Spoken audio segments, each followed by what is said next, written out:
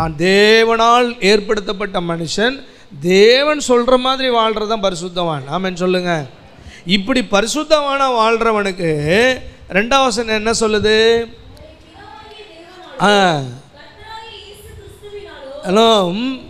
உங்களுக்கு கிருபையும் சமாதானமும் உண்டாவதாக. யாருக்கு? கிறிஸ்துவுக்குள்ளே இருந்து விசுவாசத்தில் வளர்ந்து பரிசுத்தவானாக வாழ்ந்துக்கிட்டு இருக்காங்களே, அவங்களுக்கு கிருபையும் சமாதானமும் பெருக கடவது, உண்டாக கடவது. ஆமென் சொல்லுவோமா? நல்ல கவனிங்க. சமாதானம்னு வர்றதுக்கு முன்னாடி கிருபை முன்னாடி வந்துடும். அது என்ன? கிருபை முன்னாடி வருது, பின்னாடி சமாதானம் வருது. கிருபைன்னா என்ன? தேவனால் கொடுக்கப்படுகிற ஒரு ஈவு. எதுக்கு கொடுக்கப்படுது? என்னால் நிறைய செய்ய முடியாது சார், என்னால் கொஞ்சம் செய்ய முடியும். எத்தனை பேருக்கு முடியாத விஷயம் இருக்குது தெரியுமா? கத்தர் சொல்லுனா ராக்கெட் ஓட்ட முடியுமா? பைக் ஓட்டுவியா? பைக் ஓட்டுவேன். ராக்கெட் ஓட்டுவியா? ஓட்ட முடியாது. ராக்கெட் எங்கே பாஸ்டர் ஓட்டுறது? உட்காந்து அது பாட்டுக்கு போயிட்டே இருக்கும். ஆப்ரேட்டிங் பண்ணுறது இருக்குல்ல. கத்தர் ஸ்தோத்திரம். நீ ஃப்ளைட் ஓட்டுவியா? ஃப்ளைட் ஓட்ட மாட்டேன், முடியாது அவனால். கத்தர் ஸ்தோத்திரம். எனக்கு தெரிஞ்ச ஒரு தம்பி டிரைவிங் தெரியாது, ஆனால் டிரைவிங் லைசன்ஸ் வாங்க போயிட்டான். ஃபார்ம் எழுதணும். அவன் 1வது தான் படிச்சிருக்கிறான், அதனால் எழுத படிக்க தெரியாது, எதுவுமே தெரியாது. ஃபார்மை வாங்கி வச்சுட்டு திருத்துன்னு முழிக்கிறான். பக்கத்தில் ஒருத்தன் அவன் ஃபார்ம் ஃபில் பண்ணிகிட்ருக்கான். ஆனால் இது என்னண்ணா இதுண்ணா? டேய், பிகாம் படிச்சுட்டு எனக்கு ஒன்றும் புரியலடா, நானே குழம்பி போயிருக்கிறேன், என்னென்னமோ எழுதியிருக்கிறாங்க, இதில் என்னன்னு எனக்கே புரியல, உனக்கு என்ன தோணுதோ எழுதுறேன். எஸ்ஸப்பா நான் என்ன பண்ணுறதுன்னு தெரில எஸ்ஸப்பா. எல்லாம் அங்கே டிக்கு தான். அதில் 4 காலம்ஸ் கொடுப்பாங்க, அதில் ஏதாவது ஒரு காலம்ஸை டிக் பண்ணிவிட்டு போயிடணும், அவ்வளோதான். அவன் ஆண்டவரே ஏதாவது ஒரு விதத்தில் உதவி செய்யுங்க ஆண்டவரேன்னு இவனாக பார்த்து தோத்துறோம். 1க்கு டிக்குது, தோத்துறோம் 2க்கு டிக்குதுன்னு 10க்கு டிக்கெட் போட்டான். அப்புறம் ரிசல்ட் வருது, இந்த பிகாமும் ரிசல்ட் வருது. பிகாமு 10க்கு 6, இவர் 10க்கு 10. ஆமாம், 10க்கு 10 மொத்தமும் டிக் பண்ணியிருக்குது, மொத்தமும் ரைட்டு. பைபிளுக்கு படிக்க தெரியாது, டிக்கு மட்டும் பண்ணி விட்டு போயிருக்குது. ஹல்லேலூயா. அதுக்கு என்ன காரணம்? கிருபை. ஹல்லேலூயா. அவன் காரில் உட்காந்துட்டு அவன் சொன்ன கதையெல்லாம் எனக்கு ஆச்சரியமாக இருக்குது. என்னால் முடியாது, ஆனால் என்னால் முடியாததை என்னை கொண்டே செய்ய வைக்கிறதுக்கு பேர் தான் கிருபை. என்னால் முடியல, இன்னொருத்தர் செய்யணும் இல்லை, என்னால் முடியாது, என்னாலேயே அதை செய்ய வைக்கிறது தான் கிருபை. ஹல்லேலூயா. அந்த கிருபை உனக்கு கிடைக்குன்றார் ஆண்டவர். குடும்பம் வாழ முடியாது, வாழ தெரியாது, கல்யாணம் பண்ணி குடும்பம் நடத்த தெரியாது, ஆனால் கிருபை இருந்ததுன்னா நீ 100 குடும்பத்தை கூட நடத்திட்டு போயிடுவ. ஹல்லேலூயா. ஒரு குடும்பத்தை நடத்துறதுக்கு எங்கள் விழிப்பு தீங்கிட்டு இருக்கு. 100னா நீங்கள் 100 கல்யாணம் பண்ணி இல்லை, நீங்கள் 100 குடும்பத்தை நடத்துகிற அளவுக்கு பவர் ஆகிடுவீங்கன்னு சொல்ல வர்றேன். ஒரு முறை ஆண்டவர் எனக்கு ஒரு ஊழியத்தில் ஒரு பெரிய ஆர்கனைசேஷன் பொறுப்பை கொடுத்தார் ஆண்டவர். அதை நடத்தணும், அந்த ஃபெலோஷிப்பை நடத்தணும். எனக்கு கொண்டாந்து பொறுப்பை கொடுத்துட்டாங்க. நான் ஒரு 2-3 மாதம் ஏதோ ஒரு நம்மளால் முடியும்டா அப்படின்னு சொல்லிட்டு போயிட்டேன். விழி பிதுங்கி நிற்கிது, நாக்கெல்லாம் தள்ளுது. ஆமாம், தலையெல்லாம் கழட்டி அறுத்து வச்சிடலாமான்னு சொல்கிற அளவுக்கு வருது. அவ்வளோ பிரச்சனை. என்னடா இது, இப்படி ஒரு நம்ம என்னமோ நினச்சோம், இவ்வளோ வேலை, இவ்வளோ கஷ்டம், இவ்வளோ பாடு, இவ்வளோ அசிங்கம், இவ்வளோ அவமானம்லாம் பட வேண்டியிருக்கு ஆண்டவரே அப்படின்னு சொல்லிட்டு என்னால் முடியல ஆண்டவரே அப்படின்னு. ரொம்ப ப்ரெஷர் ஓவர் ஆகி என்னால் முடியல ஆண்டவரே, இந்த ஃபெலோஷிப் எப்படி நடத்துறது தெரியலையே, எனக்கு முடியலையேன்னு பாருங்க. அந்த சொன்ன அடுத்த செகண்டு ஏதோ அந்த ஒரு சும்மா ரோட்டில் போயிட்டுருக்கும்போது ஒரு சில்லுன்னு ஒரு காற்று மேலே வந்து படும் பாருங்க. அது மாதிரி ஏதோ ஒன்று வந்து அப்படி சர்றன்னு மண்டையில் இறங்குது. அந்த ஜெபத்தில் என்னால் முடியல ஆண்டவரே, என்னால் இதெல்லாம் செய்ய முடியல ஆண்டவரே என்ன பாருங்க, அப்படி ஏதோ ஒன்று வந்து இறங்குது. அதுக்கு பேர் தான் கிருபைன்னு அப்புறம் புரிஞ்சுக்கிட்டேன். ஆண்டவர் ஒரு பிளஸ்ஸிங் என் மேலே வைக்கிறாரு. நான் சொல்கிறேன், இன்றைக்கி அதை விட்டு வெளியில் வரும்போது உங்களை மாதிரி அந்த ஃபெலோஷிப்பை நடத்துறதுக்கு அடுத்த ஆள் இல்லையா அப்படின்னு சொல்கிற அளவுக்கு தேவன் மாற்றி அமைச்சார். அதே ஆள் தான், முடியலன்னு சொன்ன ஆள் தான். அந்த கிருபை வந்து இறங்கின உடனே ஒன்றை மாதிரி செய்கிறதுக்கு ஆள் இல்லைப்பா, அப்படி சூப்பராக செஞ்சுட்டு போயிட்டியேன்னு சொல்கிற அளவுக்கு தேவன் அந்த கிருபை மாற்றிச்சு. ஆமென் சொல்லுவோமா? அந்த கிருபை முன்னாடி வரணும், பின்னாடி கிருபை வந்த உடனே என்ன வருது? அடுத்த வார்த்தை சமாதானம் வரும். நிம்மதியே இல்லை சார், ஏன் தான் கல்யாணம் பண்ணணும் தெரில. கல்யாணம் பண்ணவங்களாம் நிம்மதியாக இல்லை, பண்ணவங்களாம் பண்ணாதவனுங்களுக்கும் நிம்மதி இல்லை. கல்யாணமே ஆக மாட்டேங்குது சார், நிம்மதியாகவே இல்லை. ஏன்டா? அதான் கல்யாணம் ஆகலையே. கல்யாணம் ஆனவங்க கல்யாணம் ஆயிடுச்சு சார், கல்யாணம் ஆயிடுச்சு, நிம்மதியே இல்லை. எப்படி பார்த்தாலும் மனுஷனுக்கு ஏதாவது ஒரு சூழ்நிலையில் என்ன இல்லை? மன அமைதி இல்லை. சமாதானம்னா என்னது? மன அமைதி. கர்த்தருக்கு ஸ்தோத்திரம். ஆனாலும் அமைதி இல்லை, ஆகலைனாலும் அமைதி இல்லை, நடந்தாலும் அமைதி இல்லை, நடக்கலைனாலும் அமைதி இல்லை, இருந்தாலும் அமைதி இல்லை, இல்லைனாலும் அமைதி இல்லை. சில நேரங்களில் மனைவி எங்கேயாவது ஊருக்கு எங்கன்னா போயிடுச்சுன்னா இல்லையே அப்படின்னு அது ஒரு மனசுக்கு அமைதி இல்லாமல் இருக்குது. அது வந்துச்சுன்னா ஐயோயோ வந்துச்சு அப்படின்னு அதுக்கப்புறம் மன அமைதி இல்லாமல் போயிடுது. அப்போ ஆக இல்லாததுக்கும் மன அமைதி இல்லை, இருந்தாலும் மன அமைதி இல்லை. ஆனால் நல்லா கவனிச்சிங்க, உங்கள் வாழ்க்கையில் சமாதானம் வரணும்னா அதுக்கு முன்னாடி ஒன்று வந்து நிற்கணும். அது என்னது? கிருபை. அந்த கிருபை வந்ததுன்னா ஒய்ஃபு கூட வாழ்கிறது சமாதானமாக இருக்கும், ஹஸ்பண்ட் கூட வாழ்கிறது சமாதானமாக இருக்கும், தொழில் செய்கிறது சமாதானமாக இருக்கும், சபைக்கு வர்றது சமாதானமாக இருக்கும், வீடு கட்டினா சமாதானமாக இருக்கும், வேலைக்கு போனால் சமாதானமாக இருக்கும், காலேஜுக்கு போனால் சமாதானமாக இருக்கும், ஸ்கூலுக்கு போனால் சமாதானமாக இருக்கும். ஸ்கூல் மாதிரியே இருக்குதுமா காலேஜுன்னு சொல்லி ஃபீல் பண்ண வேண்டிய அவசியம் வராது. எல்லாத்துக்கும் சமாதானத்தை தேவன் நிறைவாய் தருகிறார். அல்லேலூயா. ஆமாம், நம்ம என்னென்னமோ நினச்சோம், எப்படியோ நினச்சோம், ஏதோ போய்கிட்டு இருக்கு, என்ன வாழ்க்கை இதுன்னு மன அமைதியை இழந்துக்கிட்டு இருக்க வேண்டியதில்லை. கிருபை முன்னாடி வந்துட்டுன்னா பின்னாடி தானாக சமாதானம் வந்துடும். கூடவே என்ன வந்துடுது? கிருபையை தேவன் வச்ச உடனே என்ன கொடுத்துட்றாரு? இது போதும்ட உனக்கு சமாதானம் தானாக வந்துடும். எங்கெல்லாம் பிரச்சனை, எங்கெல்லாம் மன அமைதி இல்லாமல், எங்கெல்லாம் நிம்மதி இல்லாமல் என்னடா வாழ்க்கை இதுன்னு சோர்ந்து போய் உட்காந்துருக்கீங்களா? நீங்கள் கேட்க வேண்டியது சமாதானத்தல்ல, கிருபையை. கிருபையை கேட்டால் சமாதானம் தானாக வந்துடும். இதே மாதிரி ஒரு இடத்துல பவுல் அப்போஸ்தலன் எழுதுகிறார். 1 கொரிந்தியர் 1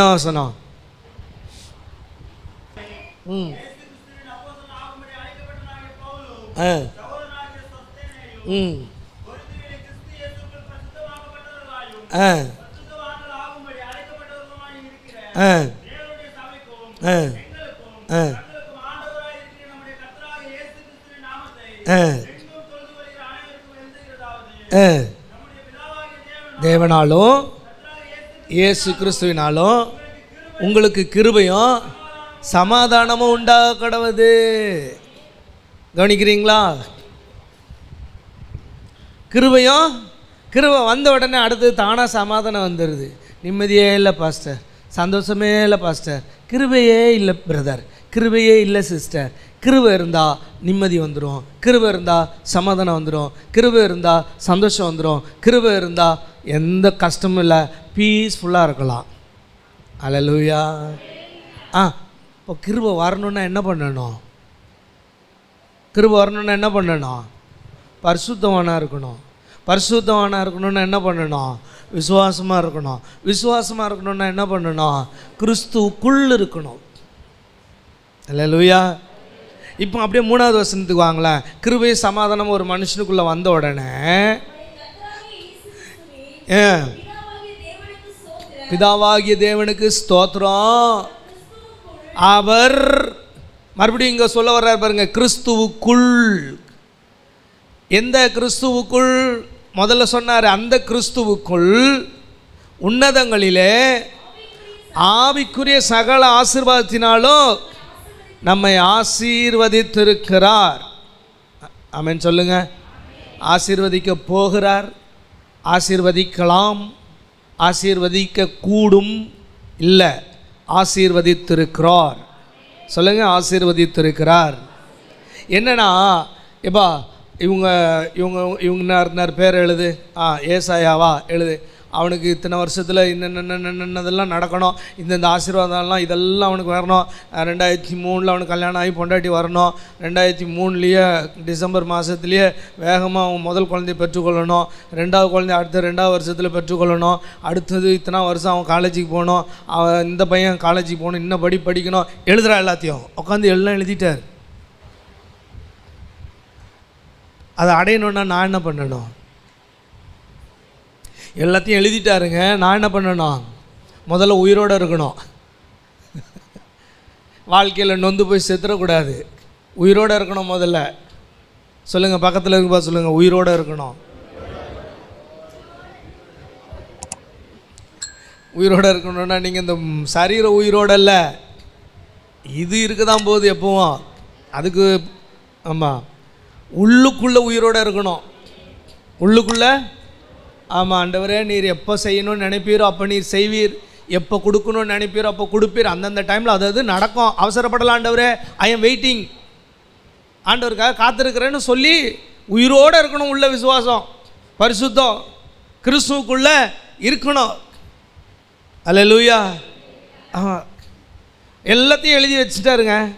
இந்த வயசில் இது நடக்கும், அந்த வயசில் அது நடக்கும், அந்த வயசில் இது நடக்கும், இது இது இது இது இது இந்த இப்போ மொத்தமும் பிறந்ததுலேருந்து மரிக்கிற வரைக்கும் எல்லாத்தையும் எழுதிட்டார்.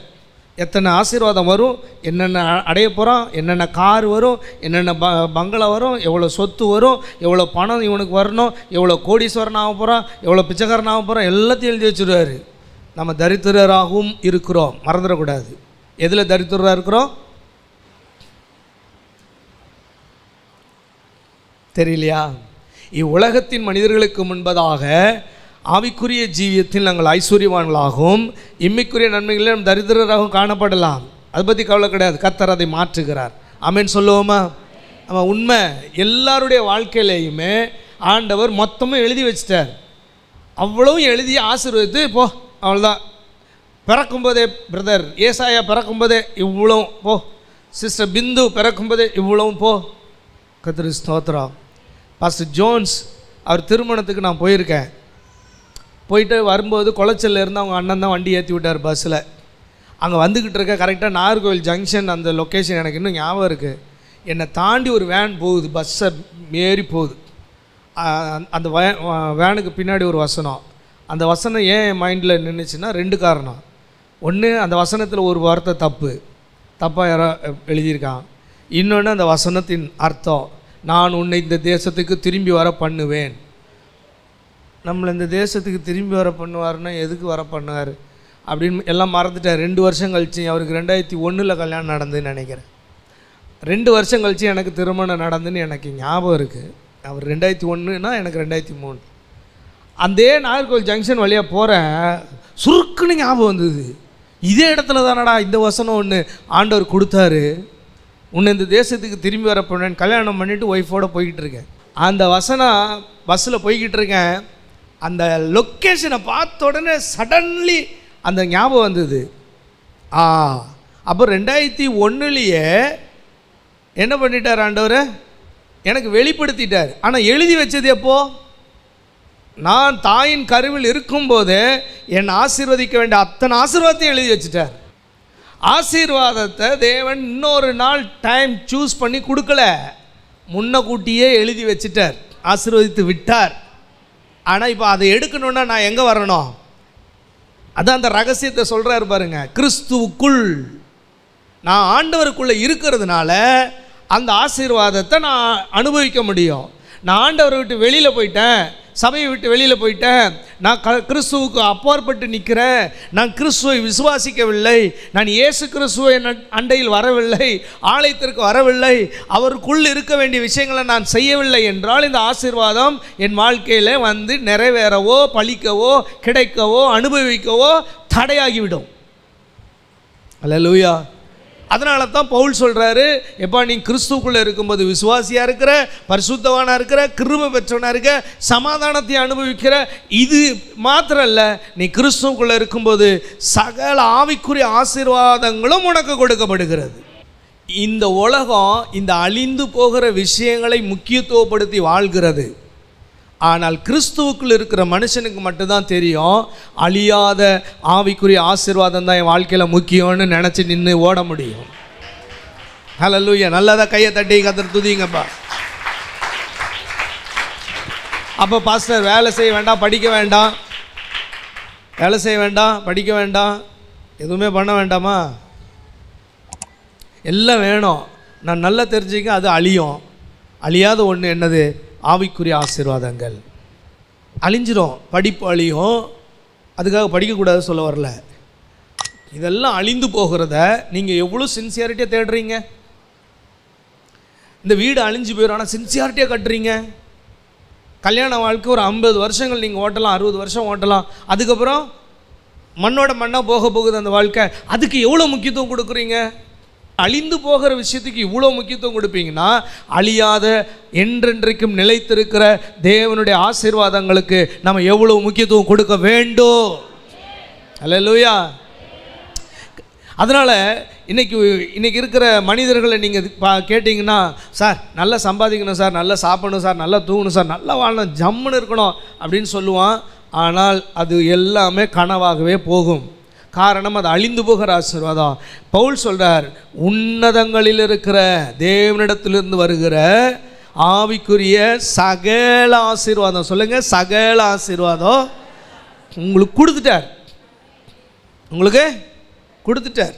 திருமணமாக இருக்கட்டும், பிள்ளை பேராக இருக்கட்டும், அதுவும் ஒரு ஆசீர்வாதம் தான். கிருபையாக இருக்கட்டும், வரங்களாக இருக்கட்டும், எல்லாவற்றையும் ஆண்டவர் கொடுத்து விட்டார். இனி கொடுக்கணும்னு ஒன்றுமே கிடையாது. அதை எடுக்கணும்னா, அதை நான் அனுபவிக்கணும்னா நான் எங்கே வரணும்? கிறிஸ்துவுக்குள். எங்கே இருக்கணும்? ஆமாம், கிறிஸ்துவுக்குள் இருக்கணும்.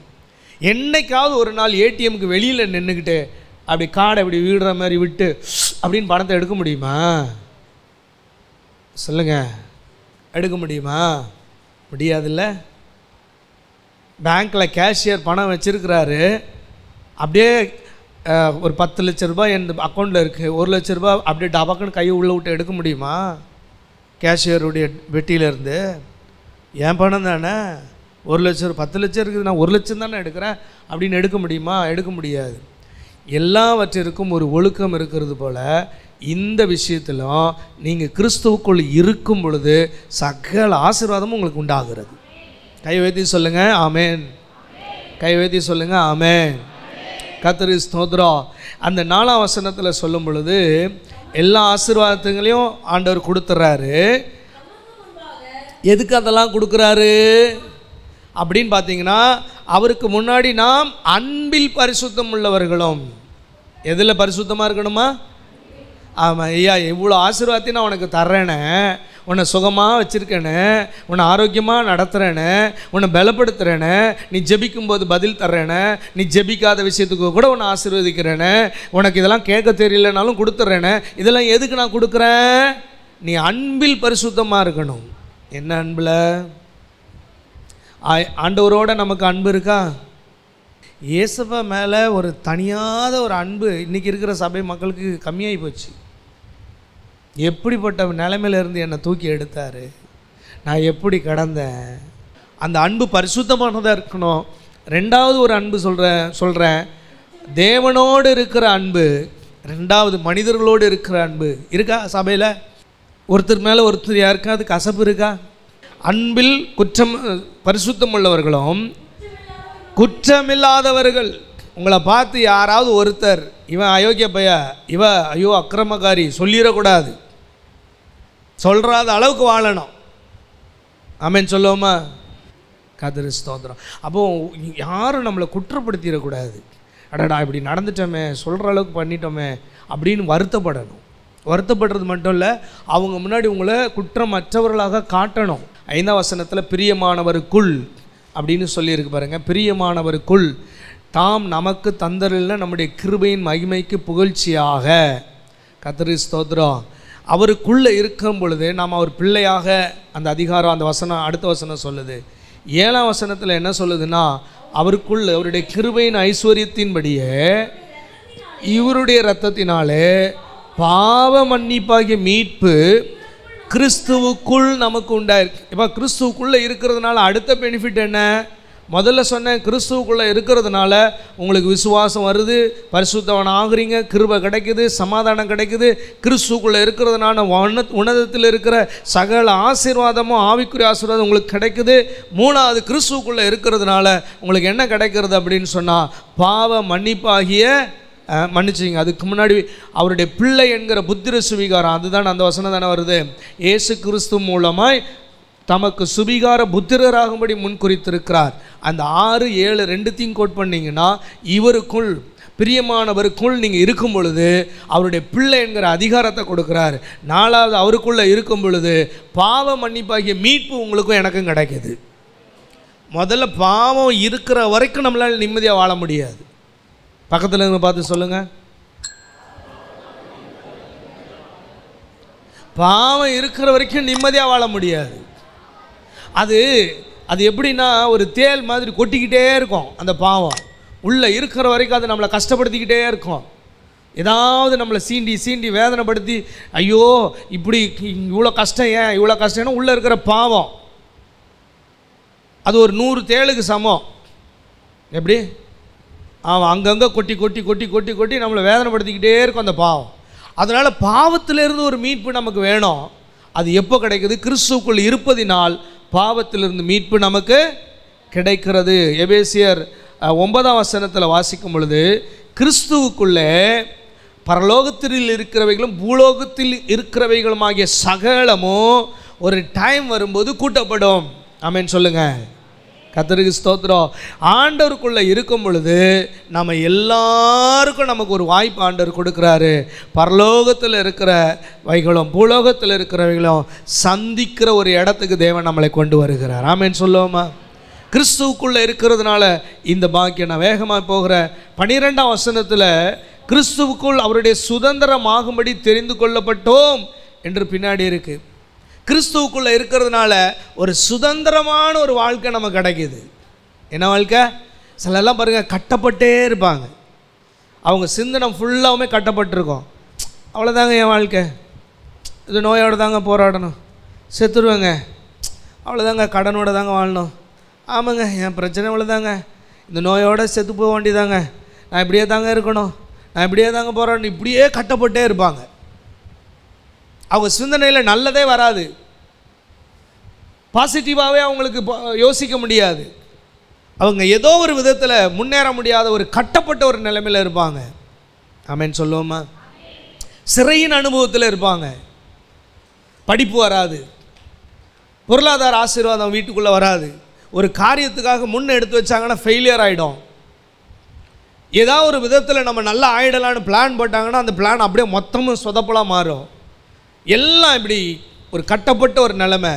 ஆனால் கிறிஸ்துவுக்குள்ளே இருக்கும் பொழுது சுதந்திரத்தை தேவன் நமக்கு கொடுக்கிறார். நீ நல்லா இருப்பாங்க. போ பேதுரு கட்டப்பட்டு சிறைச்சாலையில் இருக்கும் பொழுது அவர் பாட்டுக்கு தூங்கிட்டு இருக்காரு. ஆனால் தேவன் தூதனை அனுப்பினார். அவன் தான் எல்லா கதவும் திறக்குது, ஓப்பன் டோர் எல்லாமே அவனுக்காக ஓப்பன் ஆகுது. டோர்ஸ் எல்லாம் ஆண்டவர் பாருங்கள், அவனை கொண்டு வந்து சுதந்திரமாக போ, நீ ஊழியம் செய். இன்றைக்கி ஆண்டவருடைய நாமத்தினால சொல்கிறேன், நீங்கள் கிறிஸ்துவுக்குள்ளே இருக்கும் பொழுது உங்களை எத்தனை கதவுகள் அடைத்தாலும் அந்த கதவுகள் எல்லாம் உடைப்பார். அந்த தாழ்பாலெல்லாம் தேவன் முறிப்பார். பொக்கிஷங்களையும் புதல்களையும் எடுத்து உங்கள் கரத்தில் கொடுப்பார். கிறிஸ்துவுக்குள் இருக்கிறவனுக்கு சுதந்திரம் உண்டாகும். அல்லேலூயா. 13ஆம் வசனத்தில், உங்கள் இரட்சிப்பின் சுவிசேஷமாகிய சத்திய வசனத்தை கேட்டு விசுவாசிகளான போது வாக்குத்தத்தம் பண்ணப்பட்ட பரிசுத்த ஆவியால் அவருக்குள் முத்திரை போடப்பட்டீர்கள். கிறிஸ்துவுக்குள்ள ஒரு மனுஷன் இருக்கிறதுனால அவனுக்கு என்ன கிடைக்குது? நான் பரிசுத்த ஆவி என்கிற முத்திரை கிடைக்குது. ஆமென்.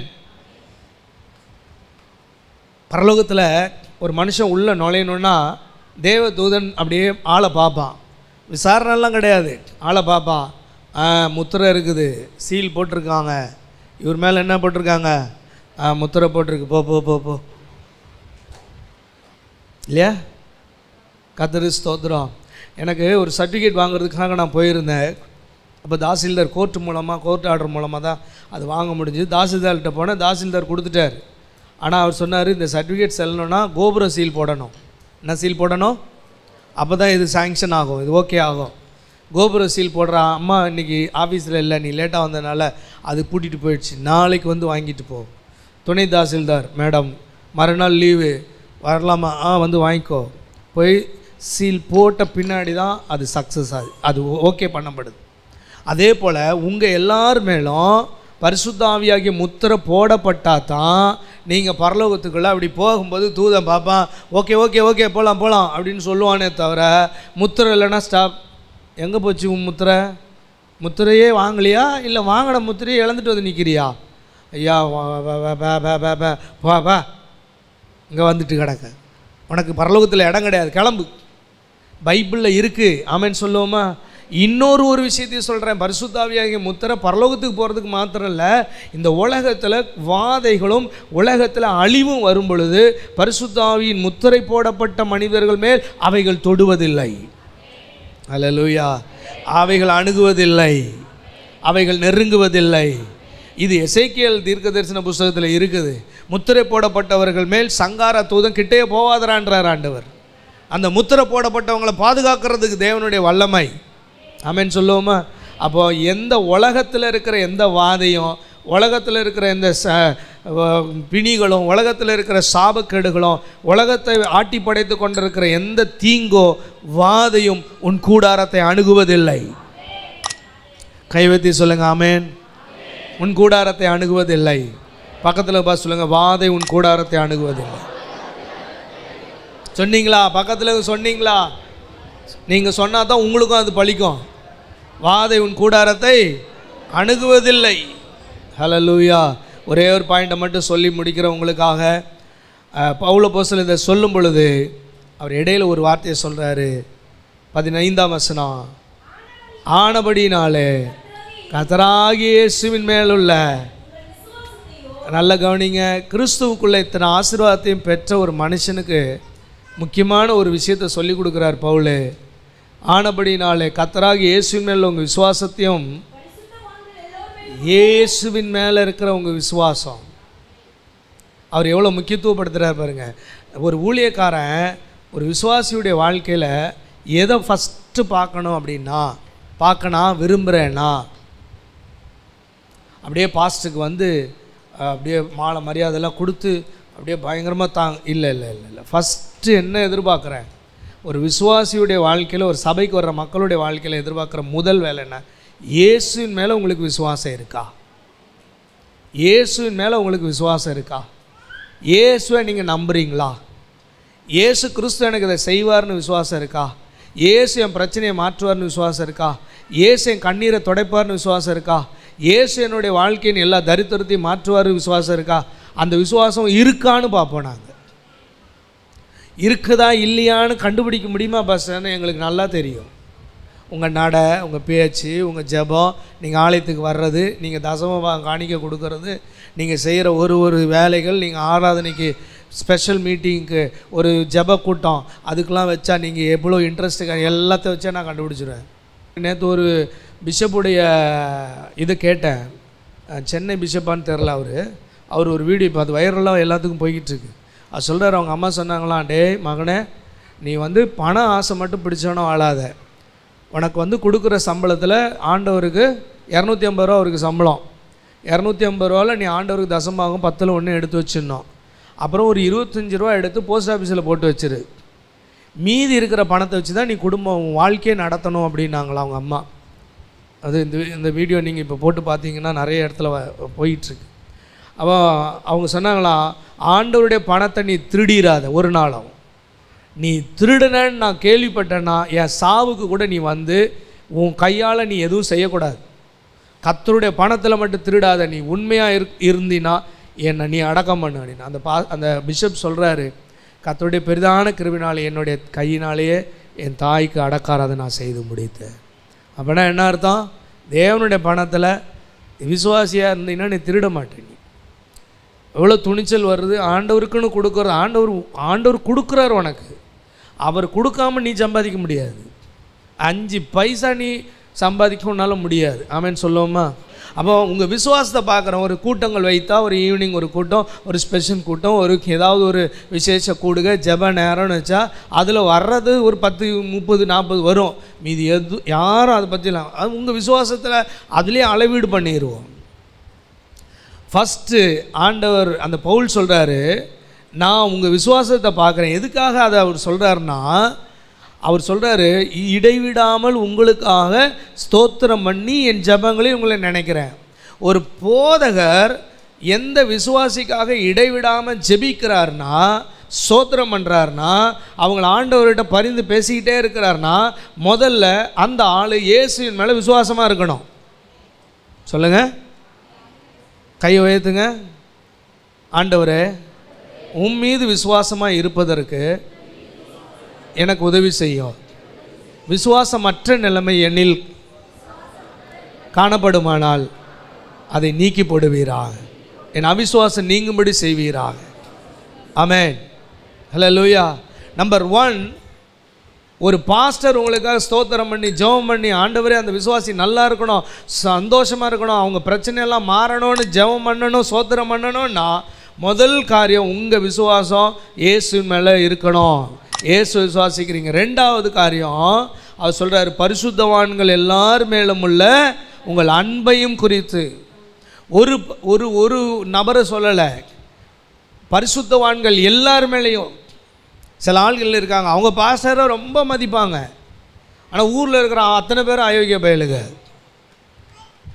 நான் பார்க்குற ஒரு 4 பாஸ்டர், ஐயோ அவங்க தங்கமானவங்க, மற்றவங்களாம் கேடு கட்டவங்க. எல்லா ஊழியக்காரனும் நல்லவங்க தான். ஆமென் சொல்லுவோமா? பலவீனமாக இருக்கிறோம், அது தேவன் பார்த்துக்கிட்டோம். உங்கள் பார்வையில் எல்லாரையும் நல்லவங்களாகவே பாருங்கள். ஆமென் சொல்லுங்கள். யாரையும் குற்றப்படுத்தி பேசாதீங்க. அதே சமயம் வீட்டில் கூட்டிகிட்டு வந்து உட்கார வச்சு பிரியாணி போட்டு மட்டன் பிரியாணி வாங்கி தரேன் அந்த வேலையும் வச்சுக்க வேண்டாம். சில ஆட்கள் இருக்காங்க, போகிற வரவனெல்லாம் கூப்பிட்டு வாங்க. அவன் ஊழியக்காரனே தெரியும். சமீபத்தில் கேரளாவில் ஒரு ஆளை பிடிச்சாங்க, அந்நிய பாஷை அருமையாக பேசுகிறான், தீர்க்க தரிசனம் சூப்பராக சொல்கிறான். திருடன். நோ பாஸ்டர், அவன் பாஸ்டர் கிடையாது, பாஸ்டர் ட்ரெஸ்ஸில் வர்றான். வந்து பிரைஸ் தி லார்ட் என்ற பிரிய ஜனமே அப்படின்றான். வாங்க பாஸ்டர், நீங்களோட யாரானு? பாஸ்டர் ஆனு. ஓ அகத்த வரு, வா உள்ளே வந்து உட்காரு, என்ன செஞ்சிட்ருக்கிய, வாங்க ஜெபம் பண்ணிங்க. ஜெபம் பண்ணியே எல்லாத்தையும் ஜெபம் தோத்திரம் இல்லையோ ரபா கத்தா ரகத்தா கத்தர் உன்னை ஆசீர்வதிப்பார். வீட்டில் வந்து திருடிட்டு போயிட்டான். அவன் போலீஸ் ஸ்டேஷனில் அந்த வீடியோ எடுத்து காட்டுறாங்க. போலீஸ் ஸ்டேஷனில் அவன் அந்நிய பாஷையை நீங்கள் கூட அப்படி பேச மாட்டீங்க, அவ்வளோ அழகாக பேசுகிறாங்க. நவமான பாஷையாக பேசுகிறான், மொரட்டு பாஷையாக கூட பேசலை. சில நாள் மொரட்டு பாஷை கக்கா பக்க கக்கா துக்கா அப்படி பேசுவோம். சிலது ரொம்ப சாஃப்டாக பேசும். ப்ரைஸ் ரொம்ப சாஃப்ட். அவன் அவ்வளோ அழகாக பேசுகிறாங்க, ஆனால் அவ்வளோ ஆக்டிங்க. அப்படி கண்ணை மூடின்னு இருப்பாங்க. எல்லாம் ஜெபிப்போம், கண்ணை மூடுவோம் அப்படின்னு கண்ணை மூடின்னு இருக்கும்போது திருடின்னு போயிடுது. நம்ம தான் ஜெபம் பண்ண கண்ணை மூடினா சபையில் கண்ணை கொட்டை கொட்டை பார்த்துட்டே இருக்கோம். அதுக்கு தான் பாஸ்டர் நாங்கள் மூடுறதே இல்லை, திருடிட்டு போயிடாது. இங்கே எவன் திருடுவான்? உன்னை மூட வேண்டிய இடத்துல கண்ணை மூடப்பா. வீட்டில் உட்காந்துக்கிட்டு திருட்டு பயலெல்லாம் கூப்பிட்டு உள்ளே உட்கார வச்சுக்கிட்டு ஜெபம் பண்ணுவோம், தோத்திரம் பண்ணுவோம். இல்லை, அதுக்கு தான் தேவன் உங்களுக்கு ஒரு சபையை ஒரு போதகரை கொடுத்துருக்கார், தெளிவாக உங்களை நடத்துவதற்கு. ஆமென் சொல்லுவோமா? இவங்களுக்காக பவுல் அப்போஸ்தலன் சொல்கிறாரு, அந்த வார்த்தையை வாசிச்சிங்கன்னா இவங்களுக்கு என்னென்னலாம் கிடைக்குமா? பவுல் அப்போஸ்தலனுடைய ஜெபங்களையும் ஸ்தோத்திரங்களையும் இடைவிடாத ஜெபத்தில் நீங்கள் தாங்கப்படுவீங்க. நம்பர் 1. நம்பர் 2, நம்முடைய கர்த்தராகிய இயேசு கிறிஸ்துவின் தேவனும் மகிமையின் பிதாவுமானவர் தம்மை நீங்கள் அறிந்து கொள்வதற்கான ஞானத்தையும் தெளிவையும் அளிக்கிற ஆவியை உங்களுக்கு தந்தருள வேண்டும் என்றும். பாருங்க, ஞானத்தையும் தெளிவையும் தந்தருள அளிக்கிற ஆவியை தந்தருள வேண்டும். எத்தனை பேருக்கு இது இருக்குது? தெளிவு இருக்குது? சமீபத்தில் ஒருத்தனை ஒரு கருநாகத்தை எடுத்து கழுத்தில் சுற்றிக்கிட்டு ஃபோர்ஸ் கொடுத்துட்டு இப்படின்ட்டு இருந்தார், கடிச்சிருச்சு, செத்துப்பிட்டான்.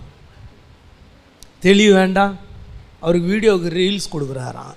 ரீல்ஸ் கொடுக்குறேன்னு சொல்லி எங்கே உழுந்து பாதாளத்துலலாம் உழுந்து சாகிறதுக்கு தெளிவாக இருக்கணும். ஞானத்தை ஆண்டவர் கொடுக்குறவர். இதுக்காக நான் உங்களுக்கு ஜெபம் பண்ணுவேன்.